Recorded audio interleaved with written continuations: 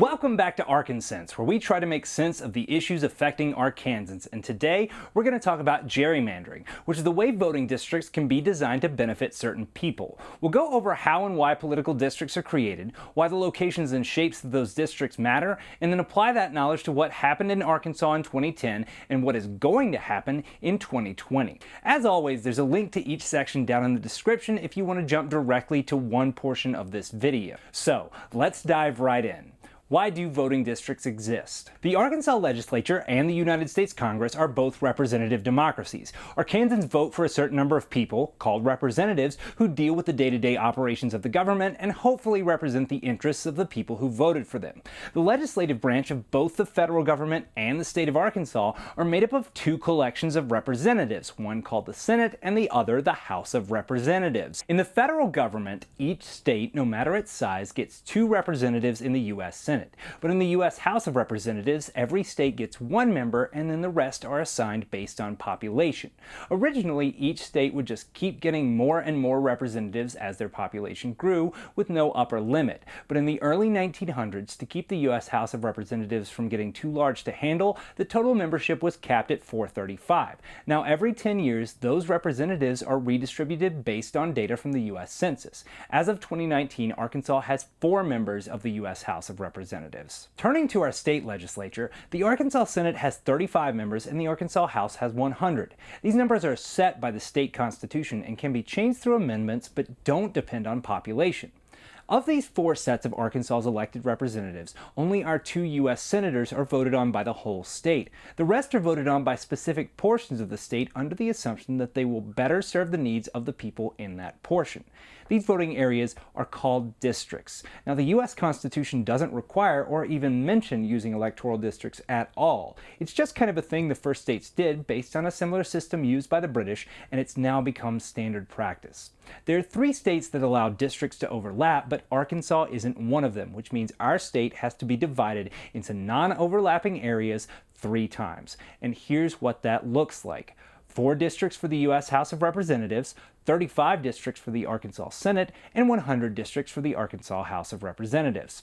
Every address in Arkansas falls into one district on each of these 3 maps. These districts are one of the reasons you're required to update your voter registration anytime you move. Even if you've just moved a few blocks, you may be in a new district and voting for a different set of representatives. But how exactly are the boundaries of these districts determined? Well, every 10 years, the United States conducts a census to count how many people there are and see where they live. States may lose or gain a seat in the U.S. House of Representatives depending on how their population has shifted. Once it's certain how many seats each state will get, all the states begin the process of redrawing the shapes of both their federal and state districts based on the new census data. This process is called redistricting. In Arkansas, the districts for our state, house, and senate are drawn and approved by the Arkansas Board of Apportionment, which is a 3-member commission made up of the governor, the secretary of state, and the Arkansas attorney general. The board operates independently and can only be challenged through the Arkansas Supreme Court. Meanwhile, the lines for our 4 U.S. House of Representatives districts are drawn by the Arkansas House and Senate. They must agree on a map, and then the governor has the power to veto it. The Arkansas Board of Apportionment and the House and Senate have a few guidelines to follow when they draw these new districts. Districts must be contiguous, meaning that each district has to be one whole puzzle piece. Districts are also supposed to be compact, meaning they avoid being spread out too far from their center. Arkansas congressional districts are also not supposed to break up counties, except when necessary for maybe the most important criteria. All districts need to have about the same population. In fact, keeping districts and states approximately equal in their person-to-representative ratio is the whole reason state redistricting happens. But why? Imagine if Arkansas only had a population of 100 people divided into 4 congressional districts, 3 with 30 people and 1 with just 10. Each of their representatives would have equal power, but someone living in the larger district would only have a third as much representation. The representative would only have a third as much time to listen to or work on each person's concerns, and a voter in the larger district would only have a third of the chance of swinging an election.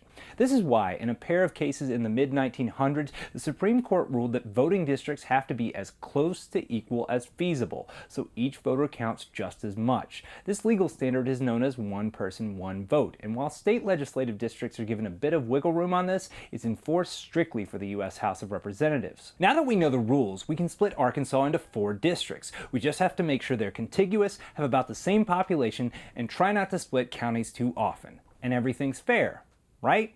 Well, not quite. And to explain why, we have to talk about gerrymandering. Gerrymandering is when voting districts are purposely drawn to increase or decrease the voting power of some group of people. And the most common ways of doing this are 2 techniques called packing and cracking. Let's pretend again that Arkansas had about 100 people, 30 blue and 70 red. If you wanted to guarantee at least one representative who is supported by the blues, then you'd want to find a bunch of counties with more blue people in them and pack them into one voting district. And you might even think this is a fair thing to do. After all, they represent more than a quarter of the state's population. Shouldn't they get one of the 4 representatives? Then again, maybe not. Maybe you prefer that Team Red claim all 4 of the seats. What you could do is draw 4 districts in a way that cracks the more blue areas into pieces, spreading them out so there's a bit of blue in each of your districts, but still more than enough red to ensure that the reds always outnumber them. And on top of that, imagine a scenario where some red voters begin to turn orange. An interesting thing happens. Suddenly both red and blue will want to pack districts to ensure they will win their respective races. Red would rather give up 1 seat if it means they can be sure of the other 3. Mathematically, this is great for both red and blue, but terrible for anyone who might want to see more representation for orange people. There are other ways to gerrymander too, like using prison population to artificially increase a district's size, or drawing a district to cut out the home of a representative so they can't run in that district again.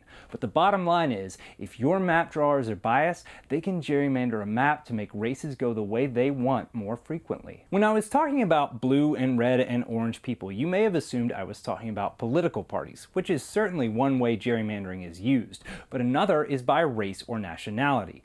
Racism and redistricting have a long history in America. When the U.S. Constitution was written, the southern states wanted slaves to count towards their state's population, in part so they'd have more say in the House of Representatives. But the northern states with far fewer slaves thought that counting all of them would skew the House in the South's favor too much. The result was the 3/5 Compromise. After the Civil War and the 14th Amendment, African Americans gained the right to vote, but many southern states gerrymandered their voting districts, cracking African American areas across multiple districts to dilute their voting power. To combat this, in 1965, the United States passed the Voting Rights Act, which includes a provision making it illegal to purposely gerrymander voting districts to dilute the vote of racial groups who have been historically discriminated against. Arkansas ran afoul of this law in the 80s after a redrawn map led to an election win, despite being 16% of the state's population. Not a single African American was elected in any of the 135 districts.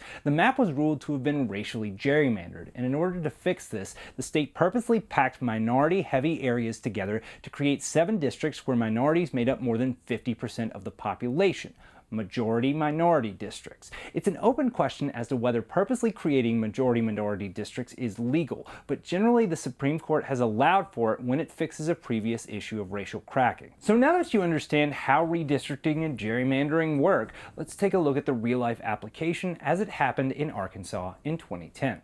After the 2010 census was finished, the new population of each state was put into a math formula which redistributes the seats in the U.S. House of Representatives to try and even out the population to votes ratio. While some of our neighbors changed, Missouri and Louisiana each lost 1 seat, but Texas gained 4, Arkansas remained unchanged with 4 total seats. Knowing that we had 4 seats, we could start redrawing our 4 districts based on population changes. This map from the Arkansas Democrat-Gazette shows population change by county between the census in 2000 and the one in 2010. Counties in blue decreased in population while those in red increased. As you can see, Benton and Faulkner County gained the most people, while the Delta area lost the most. Now take a look at this map, which shows our congressional districts before this census. It's pretty clear that the population increased more in the northwest and central districts while decreasing in the other 2.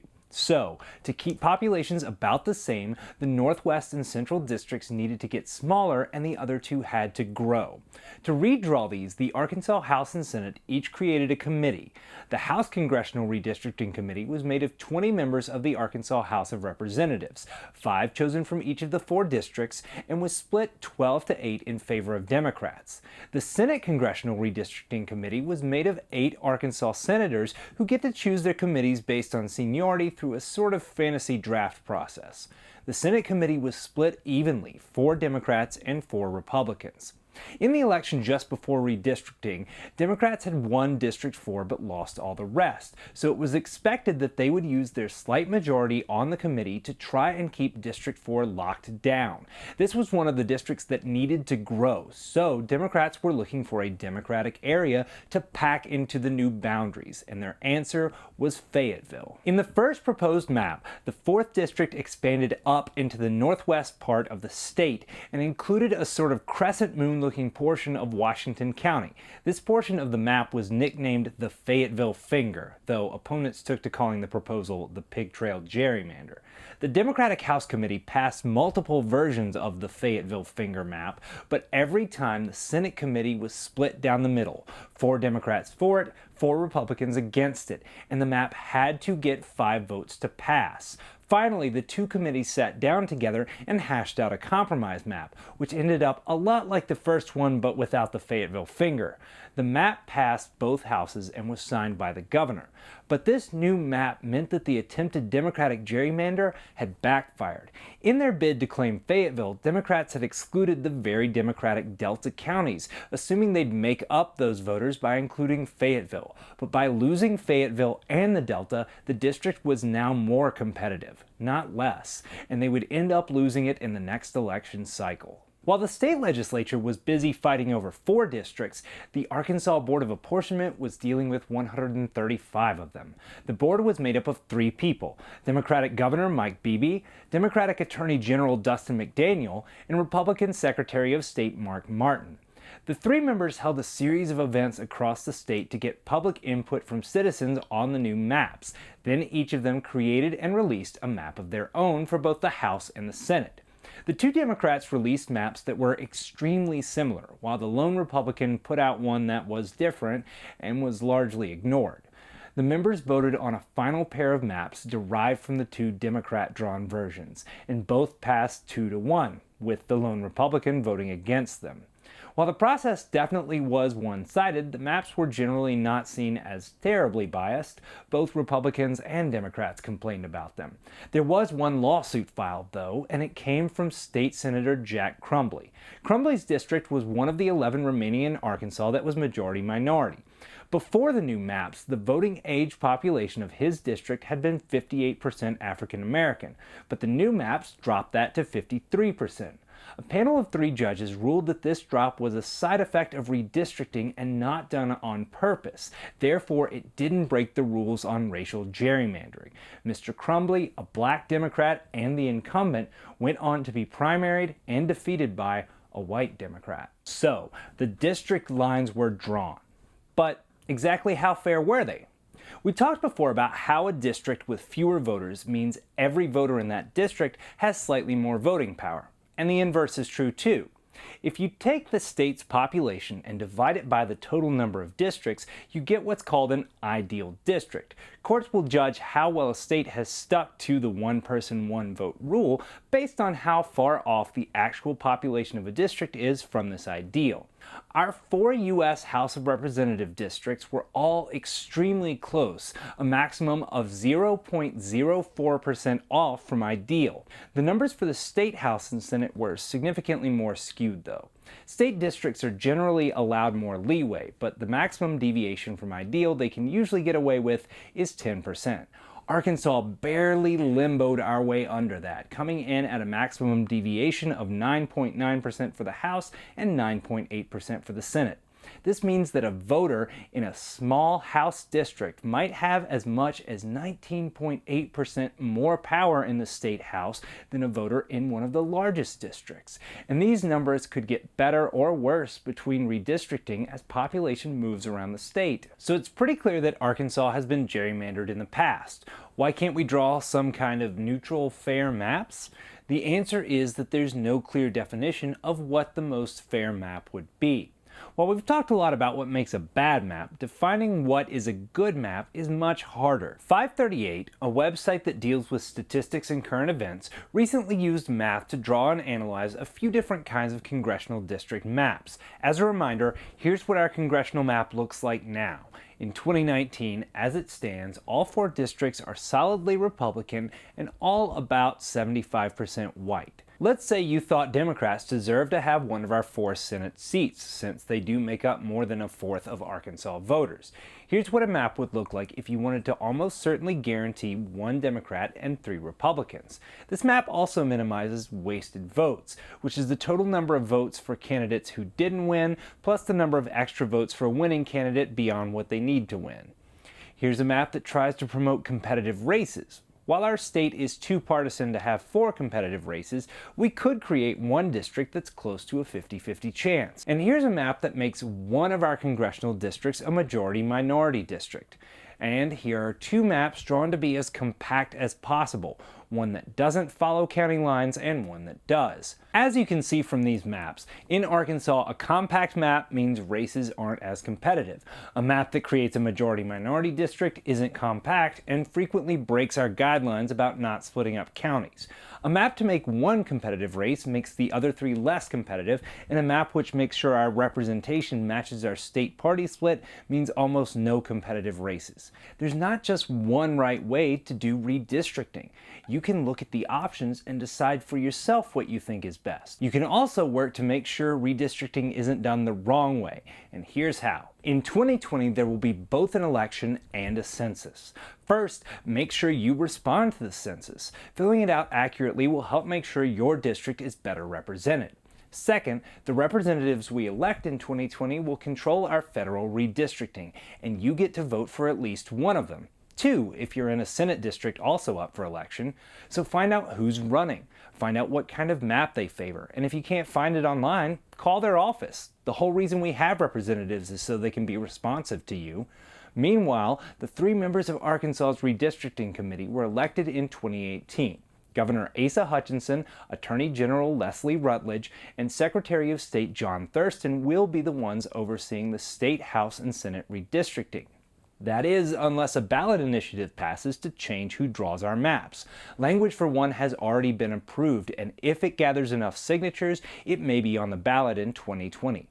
Pay attention to what the initiative says and whether it seems likely to give map drawing power to people who are less biased, and then vote accordingly.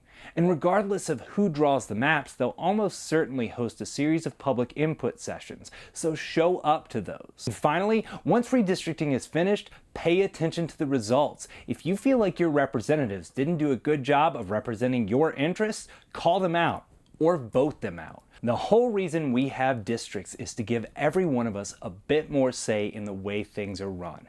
Every law passed in Arkansas, good or bad, is voted on by people who represent you. So get involved and make sure that the way they won was because enough of your neighbors voted for them, not because that's the way the map was drawn. Thanks so much for watching. If you enjoyed this and want to see more videos like it, please support Arkansense on Patreon. Patreon is the easiest way to support content makers in a way that works for your budget. You decide how much you want to give each month, and you can change that amount at any time. Bigger donations get bigger perks, including picking a topic for an upcoming episode. And speaking of perks, thanks to patrons Zach Green, Jordan Little, and W. Don Hughes, as well as everyone on screen right now, for making this video happen. Thanks again, and see you next time for more Arkansense.